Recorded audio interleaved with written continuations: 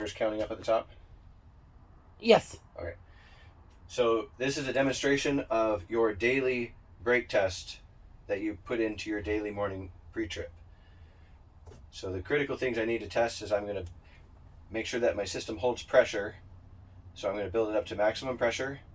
And then there's two different ways that I'm going to test the system to make sure it holds pressure.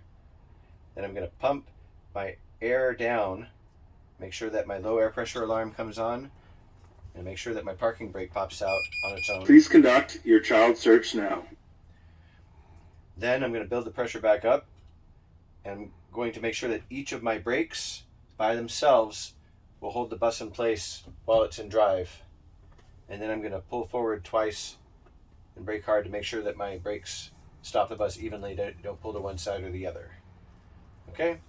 So first, I'm going to pump it down just a little bit to make sure that when I start the bus, my air compressor is turned on. Please conduct your child search now.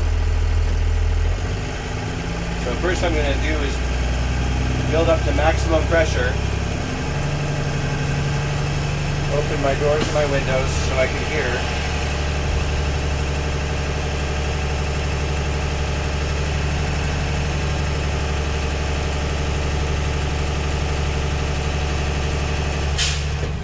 Okay, there's my governor. So now I'm going to turn off my bus. Put the key forward. Please conduct your child search now. Then I'm going to put it into danger mode, which means that nothing is holding us except for the railroad tie. So I canceled my parking brake and I'm letting go of my service brake, and that's why it's beeping at us. So now I'm making sure we're not losing any pressure. If I was losing any pressure, it's probably a fail. The standard is 2 psi, but I'm just going to watch it for about 15 seconds. There's no movement, so that part's holding pressure. Now I'm going to push on my service brake. I'll move my thumbnail.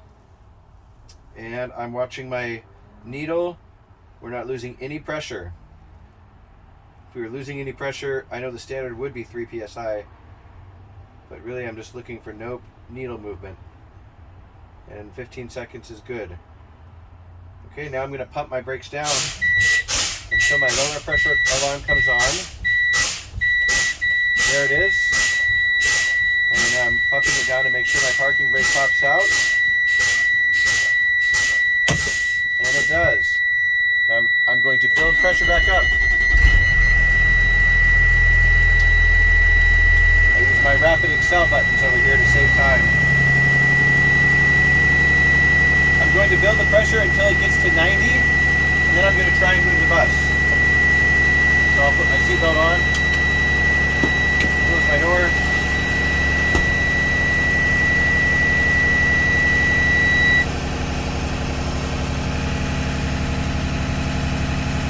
Make sure that when you put it into drive, if you don't hit the service brake pedal, it'll do shift and pivot, and that's what this looks like. So it says shift and pivot, and I get a little orange gear shift symbol, and it beeped at me. So right now it's still in neutral, even though it looks like I put it into drive. So make sure you don't do that accidentally. Alright, we're above 90. So I push on the brake, put us into drive. Now I'm going to test the parking brake. So I'm going to take my foot off of the service brake, give it a little bit of gas. Okay, parking brake holds. Now I'm going to use my cheater foot to cancel the parking brake. Okay, service brake holds. Now I don't want to be testing both of these at the same time, because that would be a different thing. Okay, so now I'm going to do my 2 pulls forward. And I'm going to pull and do a small little stop, and then I'm going to do a bigger one. And my cameraman's not very well braced, so I didn't do it too hard. She might flip over there. But I would brake hard, and I like to go like this so that if it does have any pull, I let it happen. If I have an iron grip on it, it might be pulling and I wouldn't notice it. So make sure that you have a kind of a feather grip. Put it back into place.